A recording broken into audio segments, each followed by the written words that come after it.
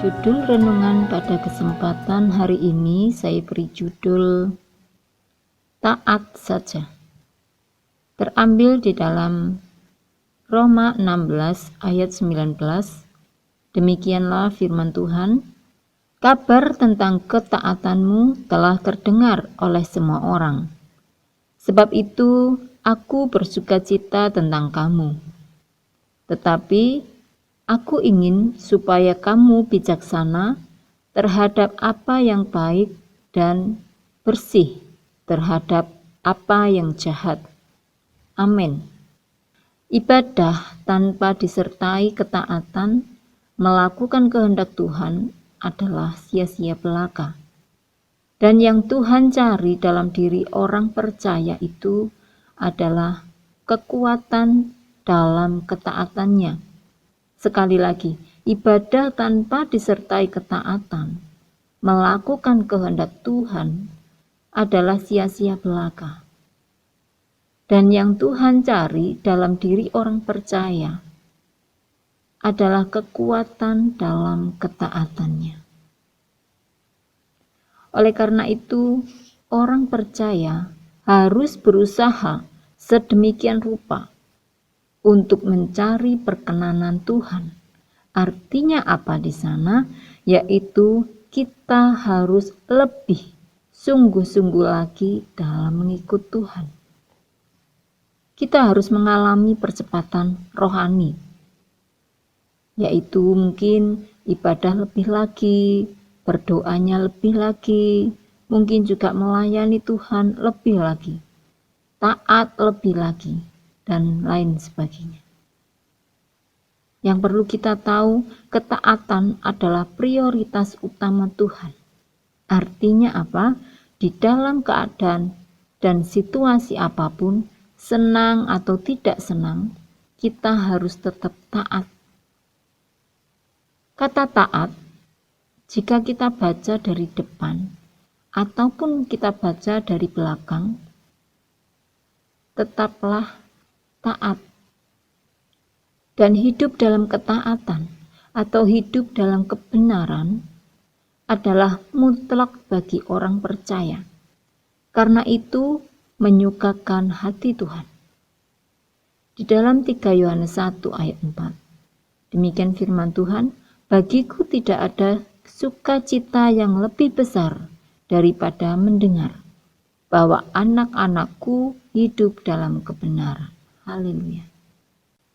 Kristus adalah merupakan teladan yang utama bagi kita dalam hal ketaatan. Dan ingat, puncak ketaatan Kristus kepada Bapa itu adalah mati di kayu salib. Ketaatan Kristus itulah yang menghasilkan keselamatan bagi setiap kita orang-orang percaya kepada Kristus Yesus Tuhan kita. Dan sebagai orang yang sudah diselamatkan, sudah sepatutnya setiap kita harus meneladani Kristus. Yaitu apa? Yaitu kita wajib hidup dalam ketaatan. Ya, memang tidaklah mudah untuk hidup taat di tengah-tengah dunia yang semakin jahat seperti sekarang ini.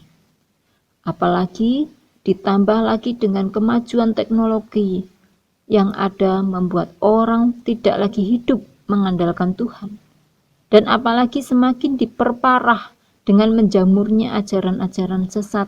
Alkitab mengatakan di dalam Efesus 5 ayat 15-16, karena itu perhatikanlah dengan saksama bagaimana kamu hidup.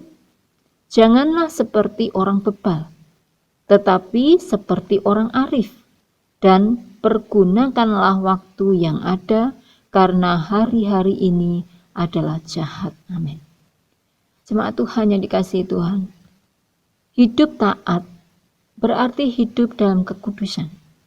Tetapi di zaman yang serba modern ini, mungkinkah hidup dalam kekudusan ini bisa kita lakukan? Dan yang jelas, Alkitab menekankan hal ini untuk setiap kita. Di dalam 2 Korintus 7 ayat 1, saudara-saudaraku yang kekasih, karena kita sekarang memiliki janji-janji itu, yaitu apa?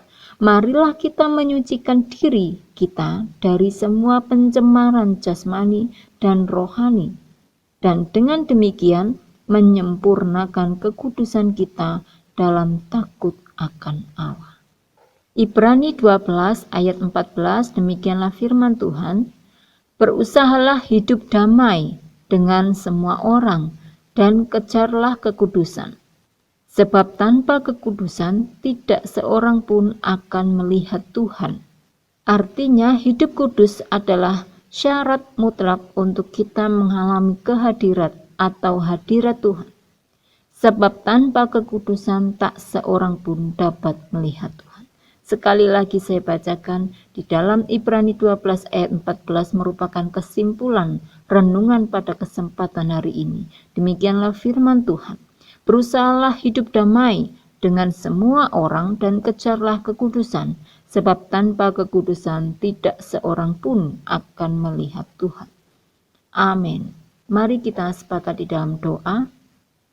Kami bersyukur firman Tuhan pada kesempatan hari ini boleh menguatkan kami, boleh menyadarkan kami, boleh membangun dan membangkitkan iman kembali ya Tuhan. Bahwa ketaatan merupakan kekuatan kami. Ketaatan merupakan prioritas utama Tuhan. Maka dari itu berkati kami semua Tuhan, supaya kami boleh taat kepada Tuhan. Sebagai orang percaya, kami boleh hidup dalam kekudusan seturut firman Tuhan. Berkati jemaat Tuhan dimanapun mereka berada, berkati bangsa kami, berkati kami semua Tuhan. Di dalam nama Tuhan Yesus Kristus, kami sudah mengucap syukur dan kami sudah memberkati. Haleluya. Amin. Tuhan Yesus hatiku, penyembahanku, ku semakin berkurang, Yesus semakin